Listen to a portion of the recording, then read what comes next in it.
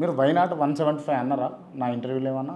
మీ ఇంటర్వ్యూలో నేను వైనాట్ 175 అన్నదానికి నేను చెప్పిన విధానాలు ఏంటంటే 80 మందిని మార్చాలని. కోడి పిల్లని తీసుకొచ్చి కుక్క పిల్లని పెట్టి కుక్క పిల్లని తీసుకొచ్చి పంది పిల్లని పెడితే ఏమవుతుంది? అక్కడ మార్చవలసింది పులిలాంటి ఎమ్మెల్యే కావాలి. అక్కడ స్థానికంగా ఇక్కడ ఉండి అక్కడే తీసుకెళ్ళి ఎక్కడ పోసి ఎత్తిపోతల పథకం అయితే ఇక్కడ తెలంగాణలో కూడా నా ప్రాథమిక అంచనాలు తప్పే, ఆంధ్రప్రదేశ్లో కూడా తప్పే. రైట్. అంటే జగన్మోహన్ రెడ్డి ఓడిపోవడానికి కారణం ఎమ్మెల్యేల మార్పేనా? ఎమ్మెల్యేలు మార్చకపోవడం. ఇప్పుడు మీ దగ్గర గుదిబండి అన్నప్పుడు వేరే దగ్గరికి వెళ్ళిన తర్వాత ఏదైనా అచ్చానే పచ్చపోసి అయిపోద్ది. అదే కారణం. ఆ కారణంతో ఓడిపోయింది. అదొకటి. రెండోది ఏంటంటే పార్టీ అన్నది ఎప్పుడైనా సరే నాయకుడు కార్యకర్తలతో ఉంటుంది. ఈ ప్రశాంత్ కిషోర్ గారి దగ్గర తగిలించిన బ్యాచ్ రిషిగాడు ఐప్యాక్ ఈ చెదారం చెప్పింది ఏంటంటే నాయకుడు కార్యకర్తలు అక్కర్లేని రాజకీయం చేద్దామని చేసి చూపించాడు ఆయనకి.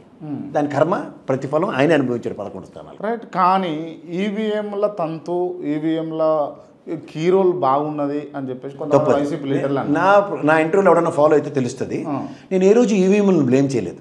నేను చేసిందల్లా ఒకటి 2011లో జనాభా లెక్కల ప్రకారం 119 కోట్లు.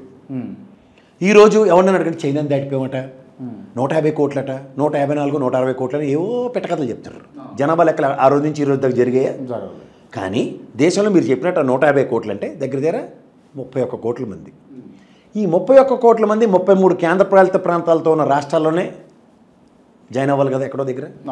మీకు 18 ఏళ్ళు రాగానే పుట్టగానే ఆధార్ కార్డు, 18 ఏళ్ళు రాగానే ఓటరు నమోదు అవుతున్నాయి. కానీ ఒరిజినల్గా ఈవీఎంలో డేటా మాత్రం ఇది నేను ఛాలెంజ్ చేస్తున్నాను ఎవరికైనా సరే 119 కోట్ల డేటా ఉంటుంది. ఎందుకంటే మేనలాటోడు టటటమని స్లిప్పులు తగలబెట్టేసిన ఈవీఎంల మీద ఎన్ని రకాలుగా ప్రజలు ఎంతమంది పెట్టినా సరే ఈ రోజుకి కూడా ఎలక్షన్ కమిషన్ ప్రతిస్పందించింది. చూసుకోండి వాళ్ళంటే ఎందుకు 119 కోట్ల డేటా ప్రకారం వేసిన ఓట్లు ఒక ఎత్తి అయితే అందుకే మీకు చూడండి డిఫరెన్స్ ఆఫ్ పర్సంటేజెస్ ఎందుకు మారిపోతున్నాయి. ఈ 31 కోట్ల మంది ఒక్కొక్క రాష్ట్రంలో అగ్రిగేట్ వేయండి, 1 కోటి మంది ఉంటారు కదా. ఎందుకంటే మీకు ఇంకా అర్థమయ్యే భాషలో చెప్పాలంటే 6 కోట్ల ఆంధ్ర ప్రజలు అన్నాడు ఎప్పుడు రామారావు గారు 1983 పార్టీ పెట్టినప్పుడు. ఇప్పుడు విభజించిన ఆంధ్రప్రదేశ్లో 6 కోట్ల పైచీలుకున్నారు. ఈ 1 crore ఎక్కడి నుంచి వస్తారు? సో ఈ ఓటింగ్ని ఎవడు నచ్చినట్టాడు అడ్వాంటేజెస్గా మలుచుకోవడంలో సిద్ధహస్తులు అవుతున్నారు. ఓటర్ లిస్టులు 1-2 సంవత్సరాల ముందు నుంచి తెలుగుదేశం పార్టీ బ్రహ్మాండమైన, నాకు తెలుసు టీడీఎల్పీ సురేష్ అంటారు ఆయన్ని, అసెంబ్లీ సెక్రటరీ స్థాయిలో ఉంటాడు అతను. అసెంబ్లీ సెక్రటరీ అన్ను ఈ అసెంబ్లీ కోఆర్డినేటర్ తెలుగుదేశం పార్టీ తరఫున. ఆయన ఒక బృహత్తరమైన ఎక్సైజ్ చేశాడు ఎలక్షన్ ముందు ఒక 2 years బిఫోర్. ఏది ఈ లిస్ట్ ఆఫ్ ఓటర్స్. అందుకని వాళ్ళు సక్సెస్ సాధించగలిగారు.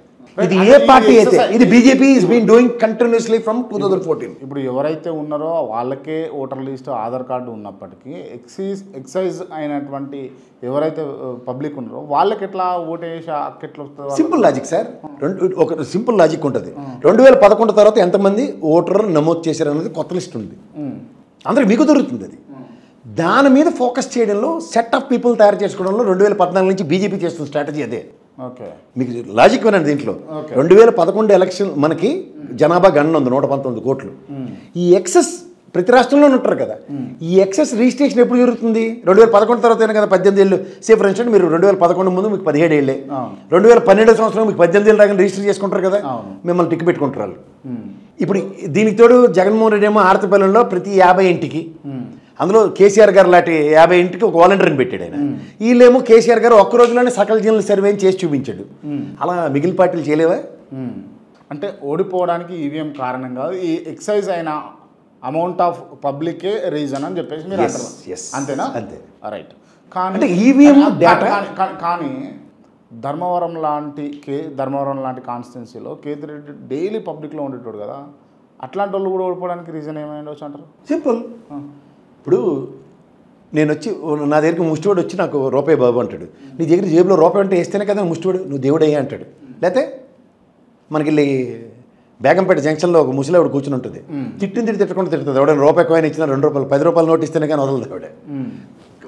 అలా కేతిరెడ్డి ప్రాబ్లం ఏంటంటే రోజు జనాల్లో ఉన్నాడు. జగన్మోహన్ రెడ్డి ప్రకారంగా సంక్షేమం బ్రహ్మాండంగా 98% సక్సెస్ వచ్చింది. కానీ కేతిరెడ్డి రోల్ ఏంటన్నది ప్రశ్న. అది 175 నియోజకవర్గంలో జగన్మోహన్ రెడ్డి ఎమ్మెల్యేలకి ప్రశ్న అదే. ఏంటంటే కేతిరెడ్డి వాళ్ళ పిఏ కొడుతాడు, ఏంద్రాయుడికి రేషన్ రావట్లేదట, ఏంద్రాయుడికి పెన్షన్ రాలేదట అంటే పిఏ ఏమో ఆ పక్కన అడుగుతాడు. వీళ్ళందరూ గింగిరాలు తిరిగి లాస్ట్కి ఆ వాలంటీర్ని ల్యాండ్ అవుతున్నారు. వాలంటీర్కి సిస్టమ్ డిజైన్డ్ ప్రోగ్రామ్. ఈ సిస్టమ్ డిజైన్ ప్రోగ్రాంలో సచివాలయంకి అనుసంధానించారు. సచివాలయం వాళ్ళతో పనిచేస్తుంది ప్రభుత్వ రంగంతో. సో వీళ్ళ కలయికలో యాజ్ పర్ ప్రియాంబులే వాడు పెన్షన్ అర్హుడు కాదు. వీడి ప్రాస్పెక్టివ్లో వాడు అర్హుడు. గతంలో ఎమ్మెల్యే ఏంటి అన్నా మా సందులో మూడోవాడు ఉన్నాడన్నా ఇంటోడు, వాడికి రేషన్ కార్డు లేదన్నా ఇయ్యన్న మనోడు అని వాడు రేషన్ కార్డు ఇచ్చేవాడు. ఎవరు ఎమ్మెల్యే త్రూగా వచ్చేది. ఆడు మొత్తం వీధంతా పెందరం పెట్టేవాడు. చూడా ఎమ్మెల్యే గారు మా అన్న ఉన్నాడు పక్కన తీసుకెళ్ళాడు ఇచ్చాడని. ఇక్కడ కేతిరెడ్డి ఏం వాలంటీర్ ఇవ్వమంటే మా సార్ చెప్పారండి ఈయనకి రాదట, ఈయనేమో వీళ్ళ అబ్బాయి ఐటీ కడుతుందట హైదరాబాద్లో, వీళ్ళ అబ్బాయికి ఏమో వాళ్ళ అక్కడ కారు ఉందట. ఆ reasons designed program by government. అక్కడ కేతిరెడ్డి నిస్సహాయ స్థితి, మహా అయితే ఇన్ఫ్లుయెన్స్. మీకు ఇంకో ఎగ్జాంపుల్ చెప్తాను. ఇప్పుడు గతంలో పార్సాద్ గారు ఉన్నారు, ఇప్పుడు నూజివీడి నుంచి గెలిచి ఆయన దగ్గరకు ఒక కార్యకర్త వెళ్ళి నాకు రేషన్ కార్డు, నేను ప్రత్యక్షంగా చూసేది ఆ ఇన్సిడెంట్ నాకు తెలుసు, రేషన్ కార్డు కావాలన్నాడు.